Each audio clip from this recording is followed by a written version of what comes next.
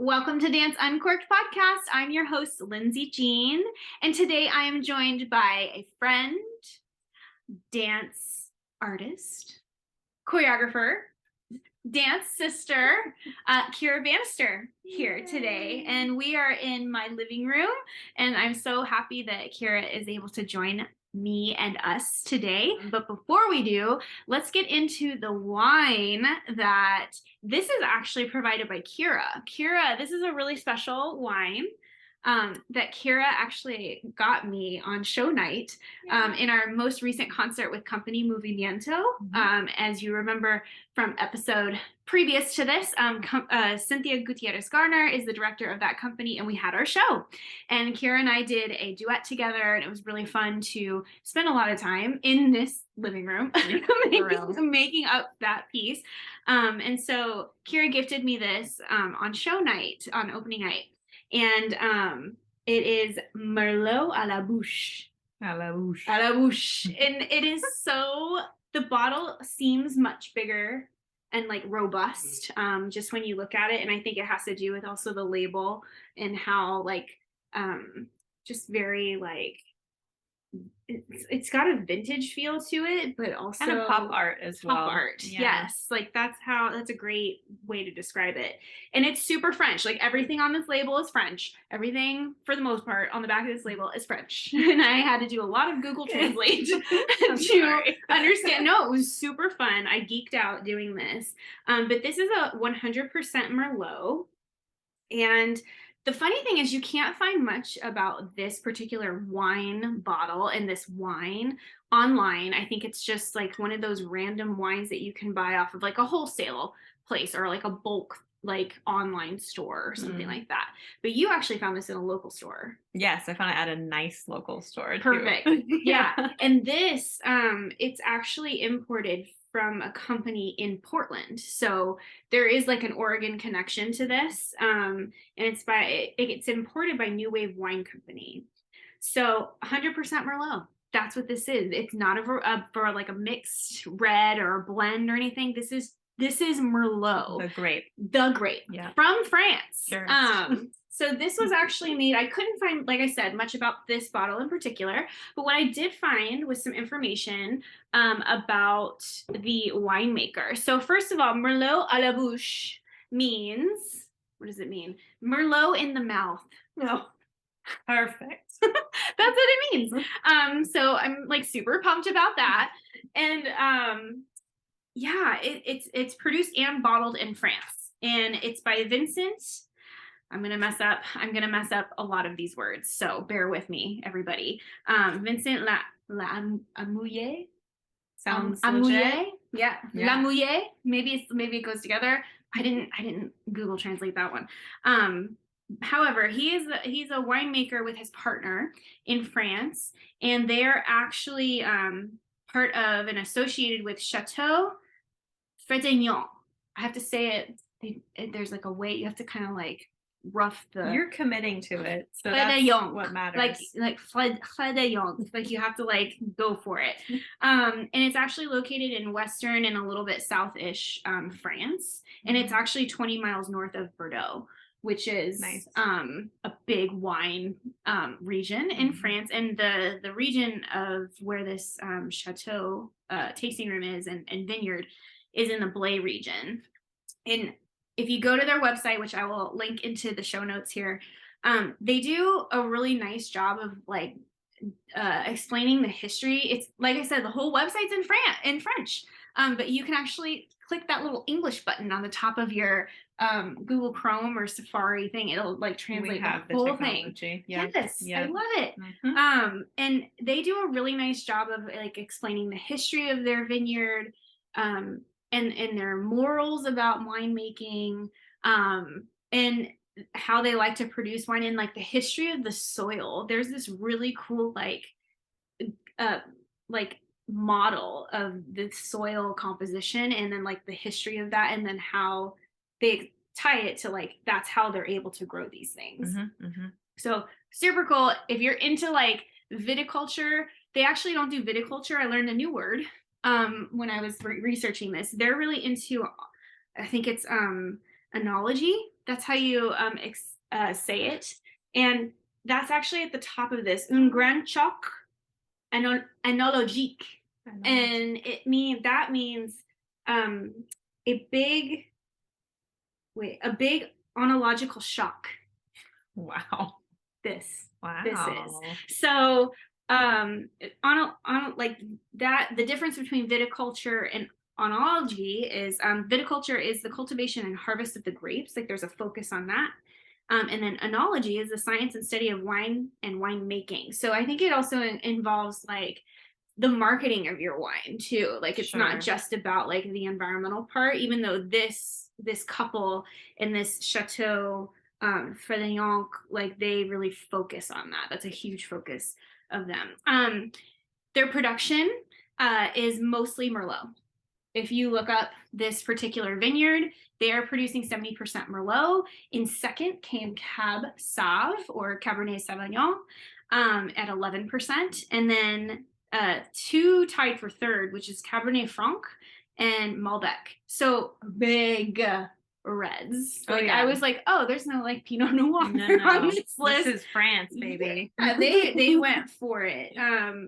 So they're really, like I said, super environmentally conscious. They do a lot of organic growing, and they talk about that on their website. They're actually building a solar paneled energy structure on their property, which is really cool and really exciting.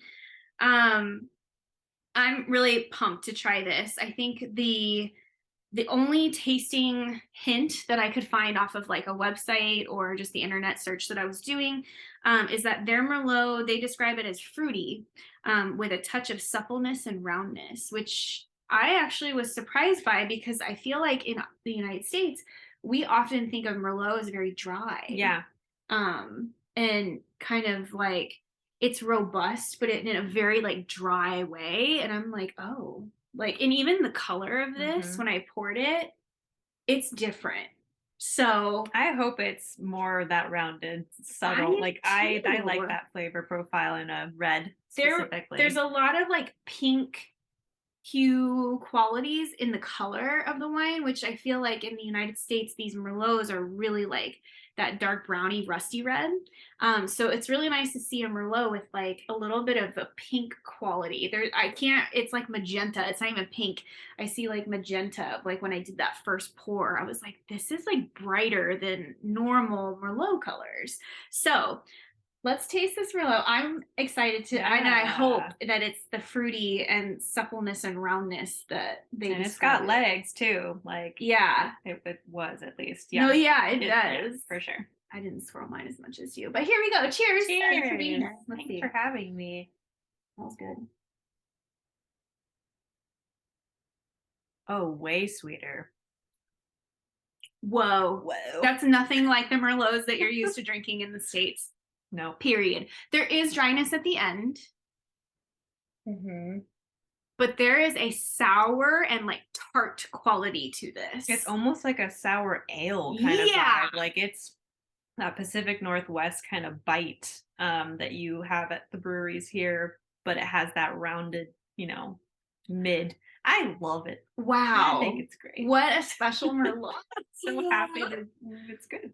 I think the title of it is perfect. Like that perfectly describes what's happening. Like Merlot in the mouth. Yep, all in there. It's so true. This is really good. Highly recommend. It's just different. And I always encourage try something new, try something different. This is an amazing Merlot and nothing like you're used to, at least here in this region. Like I said, I'll show note everything and connect you with like where to get this, and Kyra will tell me where she actually got that. It'll all come out, and I'll put it in the show notes. So yeah, we won't gatekeep. You should try this. No, we don't do that here. No, absolutely not. So now that we have tried the wine, and it is robust and fruit forward and absolutely delicious and very unique, I feel like it's actually a perfect wine to have you here. Because I feel some of those qualities about you and just your personality and what you bring as an artist and what you bring as a friend too. Like there's just a real it's not what you expect. You are not like what people this is the best would think. So thank you. and you have to like open the bottle and taste it to like understand it. So that's Kyra. That's on brand. So I'm really excited that you're here, and thank you for being here. Before we jump right into the prompt, that's kind of the highlight of season 2, tell us a little bit about yourself and your history with dance, and just kind of like how you started and where you are now. Sure. Well, yeah, thank you for that introduction, sweet Lindsay. And I think it's so sweet that you had this bottle of wine for our episode tonight. I think that's just such a lovely personal touch, and I picked it out on a whim just because of on appearance, and yeah, I'm really happy that it has delivered. But yeah, about me, so my name's Kyra, obviously, and I was born in Clearwater, Florida. However, those who meet me are told that I am from San Francisco, California. Because it's objectively better than Florida. Sorry, not sorry. It's good. Well, yeah, okay. No tea, no shade. You're not. But I mean, San Francisco is. I would got a lot more going. No, I would pick San Francisco over Florida any day of the week. And B, mostly because I spent most of my waking developmental years there. I moved there when I was 7, and I didn't leave until, college age. And so a lot of my dance training started in the city, mostly through musical theater, kind of like vaudevillian entrance. And so a lot of my dance experience to start and training was also, wrapped in with singing and acting as well. And I liked dance the most of those 3. And so in high school, I continued to train under a dance instructor with my high school.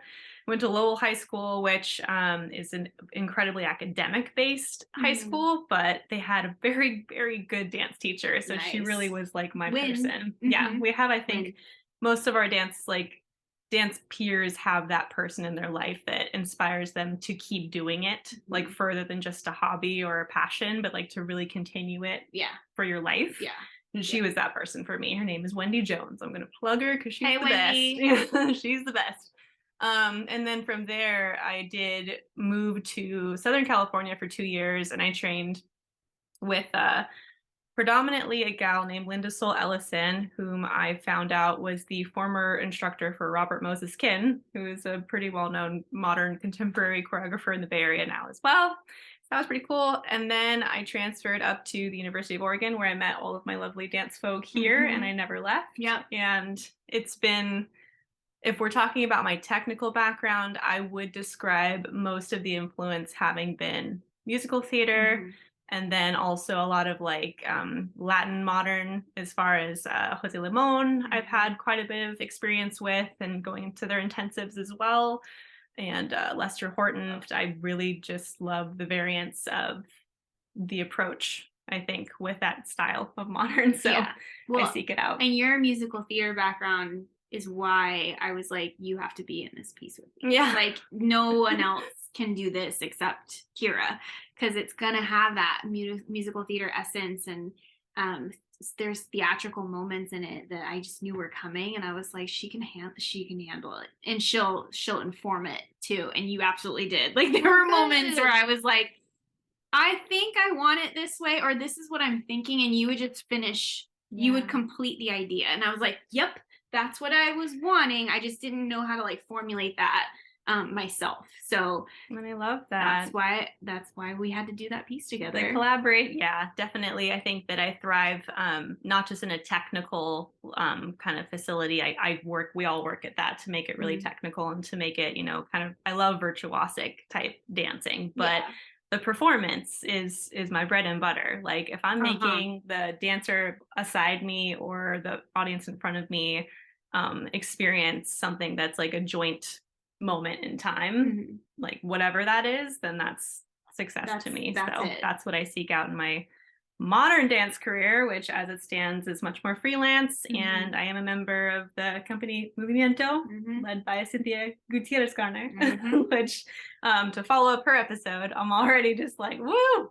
I want to hold a candle to it and try to, because she's just incredible. And I really love getting to work with her and all of you to continue that. She's amazing. So tell us, because Kyra, you're very much like other dancers who trained your whole life, you've done a few things, and you've made your way in dance in certain parts of your life. And there comes a point, I think, in every dancer's life, really, there's a few lucky ones, right, that can just really do this their entire life, through whatever capacity that means, or through whatever channel, and actually like sustain a living. But most of us have to look to a different industry or a different career in order to, pay bills, make progress with some of the goals you want, like outside of dance, really, whether it's like raising a family or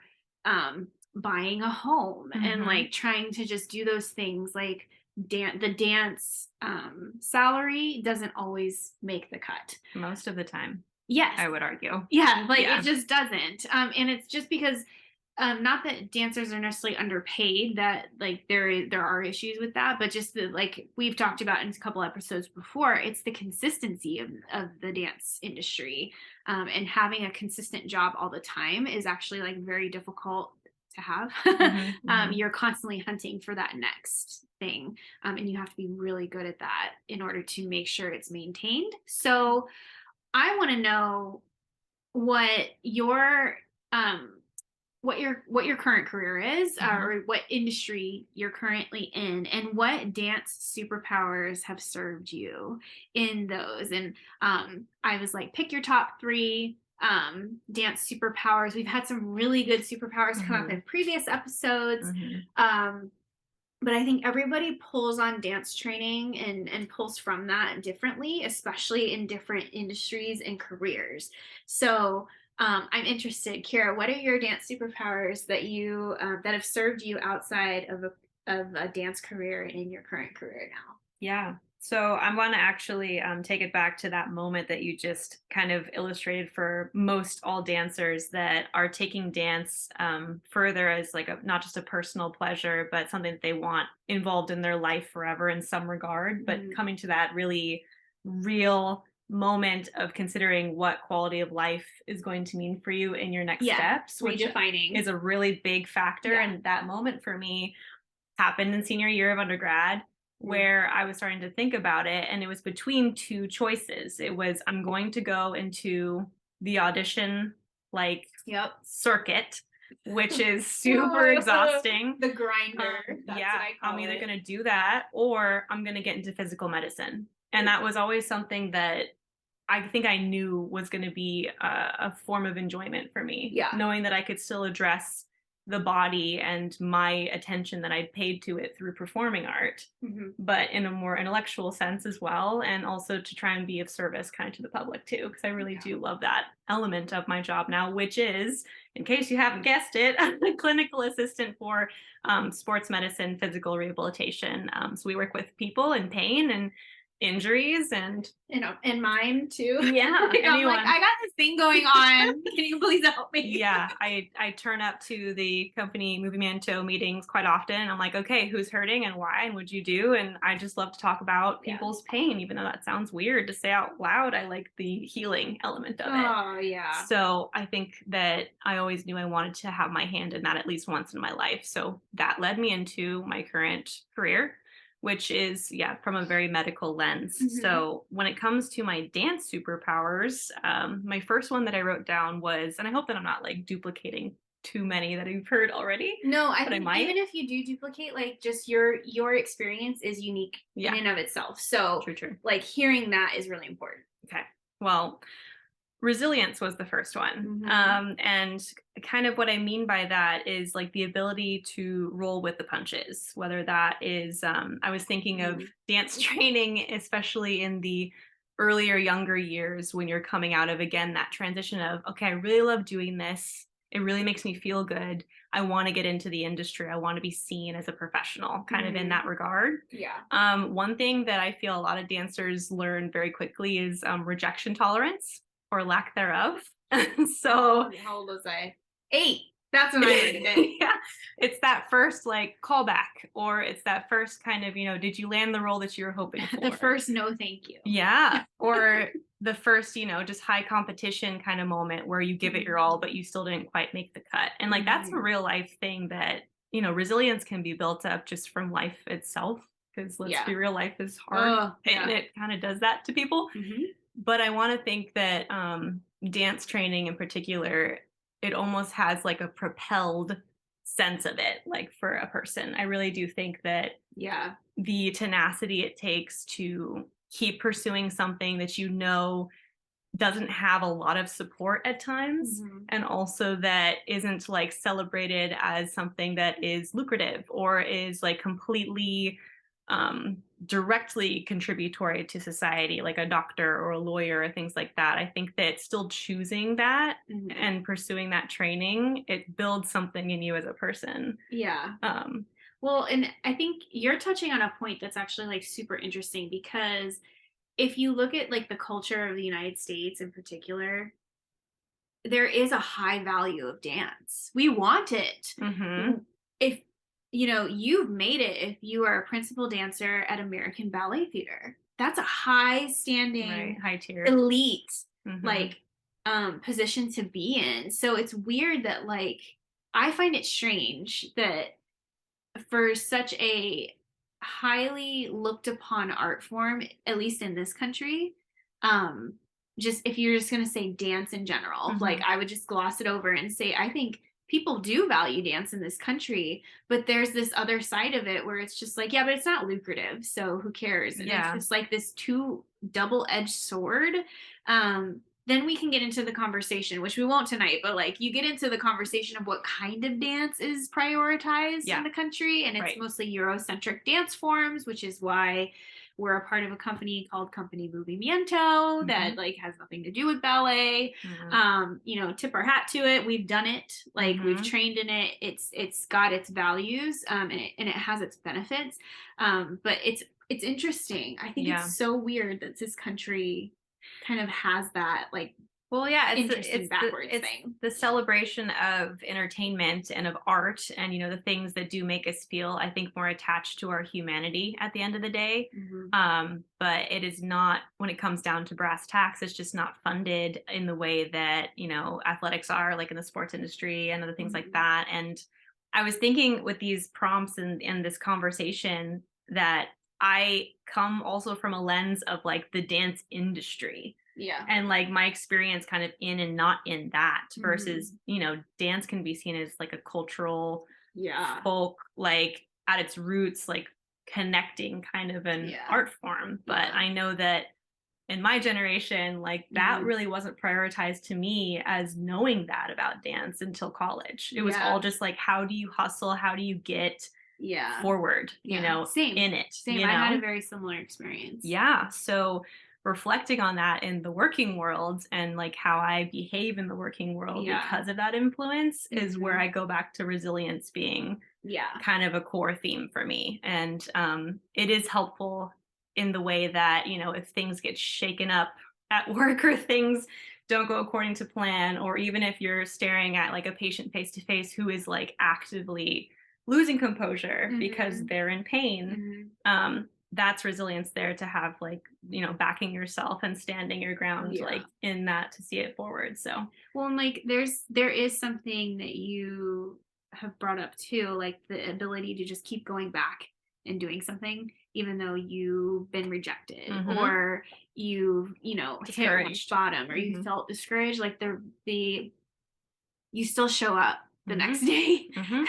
And like, you think back on it, and I often think about this too, especially in those like high competitive moments. You're just like, why am I so insane? Like, why am I still doing this? Like, why does it matter so why much? does it matter so much to me? Sure. Or why am I just showing up and showing up? And the answer is resiliency. Like you have this deep down somewhere, you now have the strength to just keep going and to keep showing up, regardless of the pain or the struggle or the challenge that it presented to you in the first place. Like, you will show up. You'll be like, all right, let's just try again, I guess. Yeah.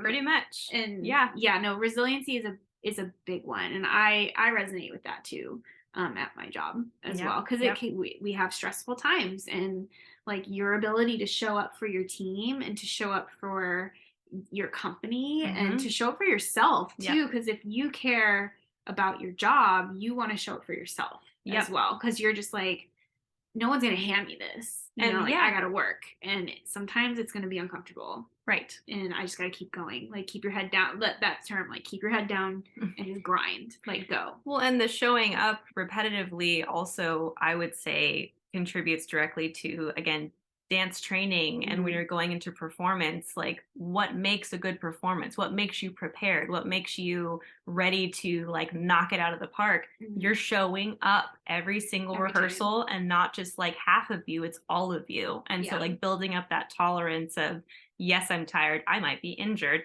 I might be, you know, PMSing. I might be like whatever I'm going through. Yeah. And you're still going to stay the course. That show is not going to show itself. Because it will, it will yield if you, you know, within reason, like not in an unhealthy way. Don't break yourself. But times have changed. Right. We like self-care now as well. Now it's cool. But that's my first one. Okay. So, that's a good one. Thanks. So should I just move right on to the second one? What's your second one? My second one is empathy. And trying to understand life through the eyes of others. Yes, this has come up in a few episodes, but I think it's a strong one. Yeah.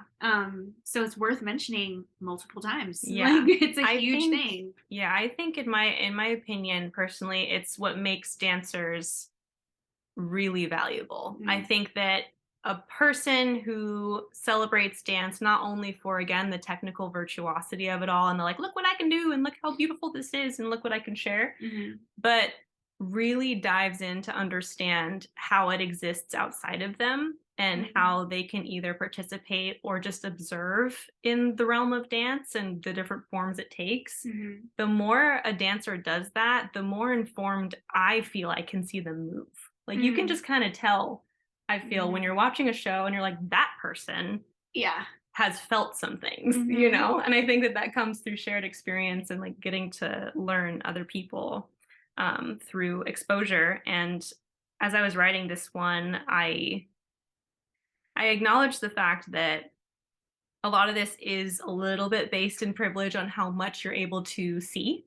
As far as different types of dance, different forms, different vernaculars, all those things. Like I wish that was just free and accessible for everybody everywhere. Yeah, it's not. But I do feel privileged that I have had like a pretty wide range of getting to see like what that means. Like it's not just me and my dance and what I get to do and what I think feels good on my body all the time. It's looking at something that maybe I am not as what's the word, like apt for.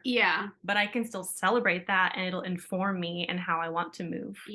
And how I want to work moving forward. So that's how I feel about Graham technique. That's how I feel about Cunningham technique. I remember trying that on and I was like, I don't know, guys. This is just not my body is having a hard time with this now. For sure. Not just technically, but like it's not accepting it in the way that it looks. And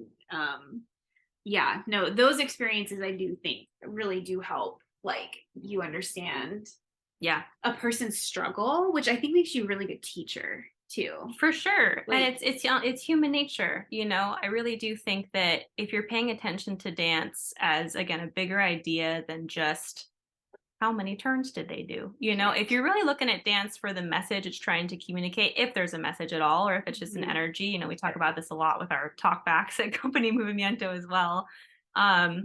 It's the human experience. And so that translates into every single thing we're ever going to do on this planet ever. So, you know, finding it through dance makes it like an artistic wrapping, which is, you know, nice to take in if you pay attention. But it really influences the way that, again, if I work with patients and I see all walks of life and I see all types of individuals that have different points of view and different perspectives, and getting to have access to, again, different bodies, different movements, different, you know, points of view, it's seamless for me. I don't bat an eye, you know? Mhm. And I think that that's a really important skill to have, especially if you're working in a public facing role. Yeah.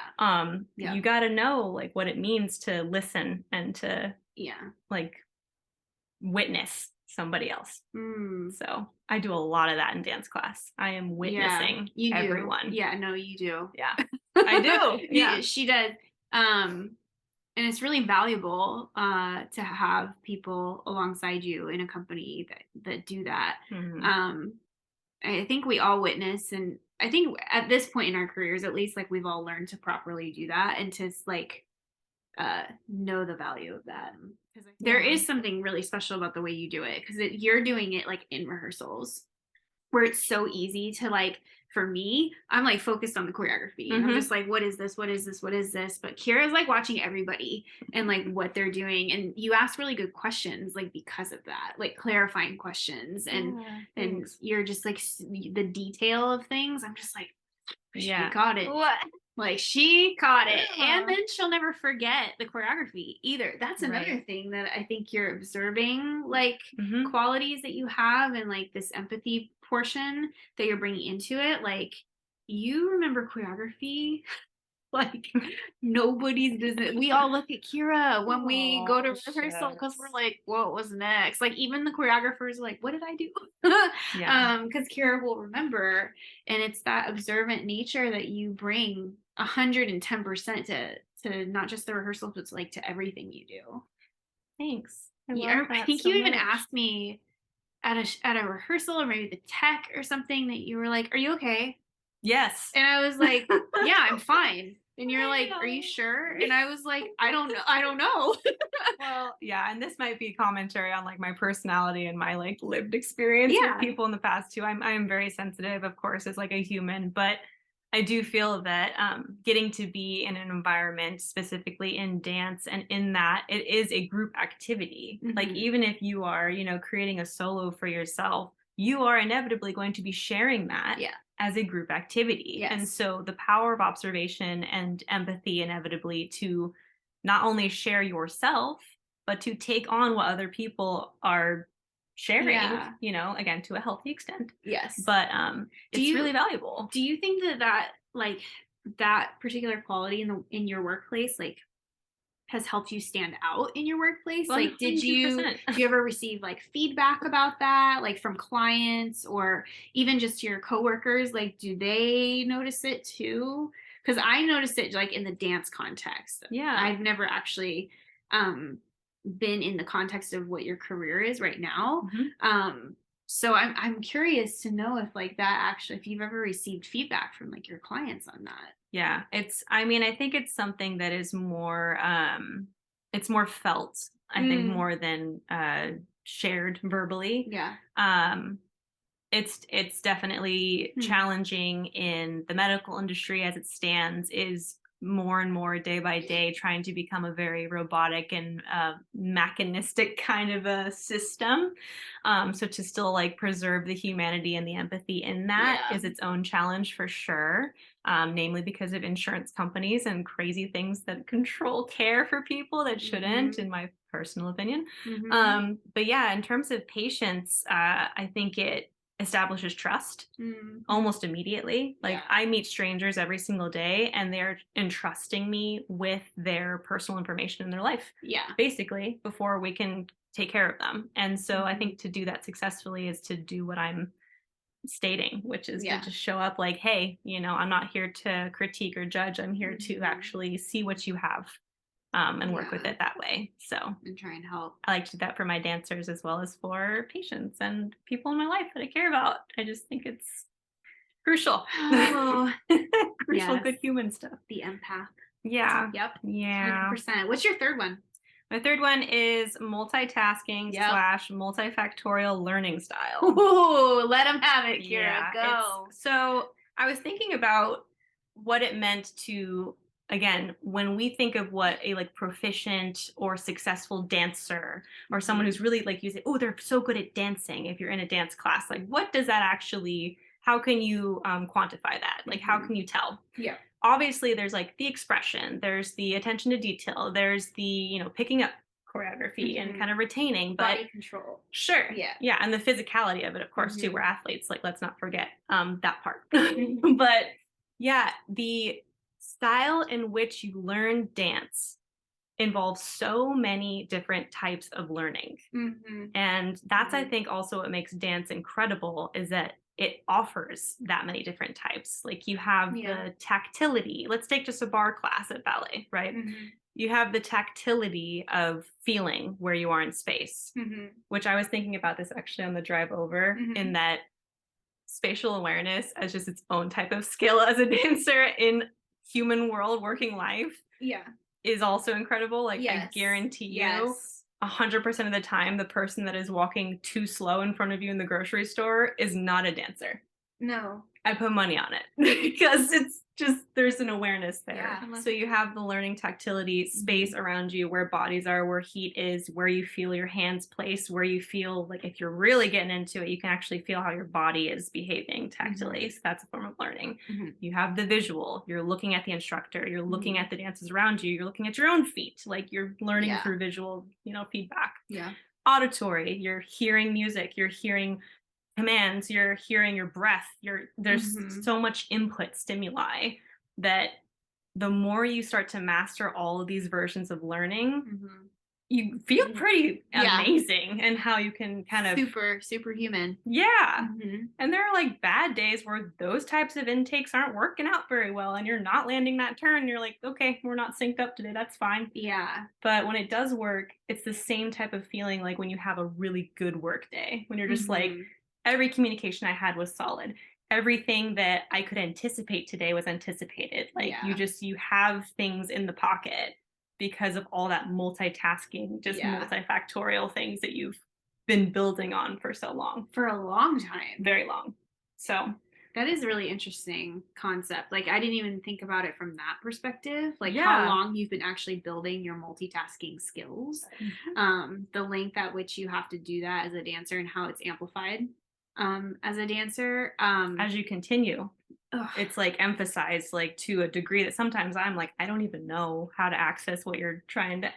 Well, I'm like, but I'm gonna try. I think this is something that I think I said I was just having a conversation with another girlfriend, like over text message or something, and I think I'm gonna start using this like whenever I just like when someone's like, tell me a strength that you have or whatever, whether it's like a personality test or if I'm not an interview, like those things. I think I'm going to start using the phrase, I'm an iconic multitasker. Iconic multitasker, because like that's really the degree at which you're speaking to, I think right now. And as I think about it from like my own personal experiences, it's kind of like mind blowing. The things we can juggle and how we juggle them well, even if it's not happening well on the backstage side, like we can present it in a way simultaneously, like it at is the same time. You're screaming and setting the room on fire in the back of your brain, but like in the front you're like, we're gonna problem solve this and it's gonna be fine. Like we're gonna keep going. So I'm gonna start using that good phrase, the iconic multitasker. You are iconic. I'm just like, yes, you are. Like I had two just final kind of thoughts on the multitasking as well, like in relationship to the analogy I'm trying to make, like with dance and with the class and everything like that. When you're going through all of those forms of learning, like the auditory, the visual, the tactile, the demonstrative, all of the things happening at the same time, your brain also, the more you do it and the more that you are emphasizing yourself in it, the more your brain is training to seek the version of learning that is strongest at that time. Like there are times when you have to block out the music because you're trying to figure out what was just shown in front of you on the left-hand side, and then you can bring it back in. And I feel like that changing of the environment on how you're learning is an incredible skill, especially in medical, because it's fast-paced. You have eyes and ears open. There are conversations that I hear that I'm probably not meant to hear, but it will influence my next patient care. Like it's just, it really does open the capacity on how you can function, not only for yourself, but for like the whole just biological sphere of work and dynamic around you. Yeah. And it makes you an incredibly valuable team member. Yeah, because you like that, it takes reading the room like to a whole new level. Constantly. Yeah. Readiness, initiative taking, bravery, having those like learning styles, you know, emphasis on confidence. It just, yeah, it could go on and on. That's a big word that I will probably bring up at either a separate episode, or I'm waiting for it to come up at another one, is the word bravery and like courage. And like all of this stuff like fuels that. But like that's another thing that I've been thinking about lately, is like this concept of dance has made me brave, like beyond ways that I think I could ever have been if I didn't have it. Right. So that'll be its own episode. Yeah. But I love that you just said that, because I was just like, yep, like it like it verified it for me. Like, yes, like, and they're all building I'm on the blocks right track. in order to like sink into the bravery. It's all building blocks that Yes. every single one of them counts. And you don't really notice that until you're in a working environment or a professional environment that is like asking that all of you at the same time. You're like, oh, I think I'm ready for this because I just can back myself to do it. Yeah. Also. Kyra, you're so awesome. You just like really take it to a new level. Oh, wow. And you just bring out really what could be maybe thought of as really simple concepts. I make it really difficult. Well, not really difficult, but you just bring like a really really intelligent light to it. And you take it to a very intellectual place that everyone can understand. Good. Which is really cool and empathize with. I think like people can relate to what you're saying. I definitely know I can. And even though like I said, some of these were mentioned in previous episodes, but like the way you're explaining it is a little bit different. And especially in your field that you work in, like it's just so unique to the work that you have to do every day, because what you do every day is different than what I do every day. Right. But there's a lot of crossover too, I'm sure, in the way that we sense and have empathy and have resiliency when times get tough in the workplace. Like, and we've talked about it. Like we've been there for each other on those hard days. Like we've had to go to a rehearsal, and I remember going to a rehearsal, and it wasn't one of ours, it was another piece. And I was just like, here's where I'm at right now. Like, I was like, I'm cranky. I hate everyone. And I'm really like just fed up, like with a lot of shit. And I just remember them writing back to me being like, we hear you. And like when I walked into the room, it was like, we're going to take you alongside with us. We're not going to cancel rehearsal because it's meltdown. We're not doing that. Have to do the things. Yes. Yeah. So it was kind of like, we'll take you exactly as you are, whatever that is, but we're just going to keep going, and we've got you. Like, we're right next to you. We'll just keep going, and you can do what you need to do or feel what you need to feel, but we're all going to keep going. Because I think when I said that, I had the intention of like, oh, maybe they'll cancel rehearsal because maybe everybody's feeling this way. And the opposite happened. But like, truly, that is just significance of a good team. Yes. Which I think also is a really big factor for me in the working world wherever I am. Yeah. If I'm not with a good group of people who are like ready to dive in the same kind of headspace that I am, it's doomed from the start. Like, and that's, I really influenced from the healthy forms of dance culture that I've found, mostly as an adult, if I'm honest. Yeah. But for sure. Yeah, like finding when you understand that good, healthy dance group or, you know, meeting or gathering or studio or whatever it is to you, once you understand what that looks and feels like, you command that everywhere. Yeah. It's hard to work with people outside, like that outside of that, not outside of that sphere, but like you have higher expectations. Yeah, like you have higher expectations now, and like your threshold of tolerance like goes down a little bit because you're just like, this doesn't have to be this way, and I know that because I live that like with these people. So I'm gonna need everybody over here to like get on the level of what's happening right now, because Yeah, no, that team dynamic is like super important. I think anyone in any profession could agree that, it is cliche, but it's like the teamwork makes the dream work is really crucial because when you feel that it's not connected, even on Yeah, just a baseline to understand this is where we are, we're spending most of our waking hours together here at this job. Like, that's how what I can we say. make it productive Yep. and like still feel good about ourselves in this team? I literally say that to my colleagues. I'm just Yeah, like, you guys, I'm spending more time with you in the grand scheme of life. we do. Like, if you look at the timeline of life, I spend more time with y'all than my family. Hmm. So let's have a good time, Right? like while Just we're doing try. that. And let's enjoy each other's company and let's enjoy what we do together. And like let's build something cool. Like let's do that. Yeah. Because time is so fleeting. Yep. So oh my gosh, what a great conversation. I'm gonna Yay. cheers to our conversation over the Cheers. Merlot à la bouche. À la bouche. It's so good, you It is guys. really You good. really have to try this. I will connect you in the show notes with the wine. I didn't drink it. Oh my god, I just got like really That's carried just away. Hold on. bad luck. Drink it. Mm, Okay, we're good had to now. correct that. um, I will connect everybody in the show notes with the wine, what it looks like, and you'll get to see all the pictures on social media about the wine, and where you can buy it here in the Eugene Springfield area. And then I'll link you to the winemaker and their vineyard in France that I was talking about earlier in the episode. And I will also connect you to Kyra and how you can follow Kyra as Cool. well on social media and just kind of keep up with her and follow Company Movie Manto because you'll see Yeah. both of us like Yeah, on do there that. and Yeah. we're in there a lot. So I will connect everybody with the information from this episode. Thank you so much for joining me today. This Thanks was for so having me. It's my first awesome. podcast. Oh, well, This is the you best. were Oh, fantastic. thanks. Like fantastic. So until next time, we'll see ya and cheers. Bye. Cheers.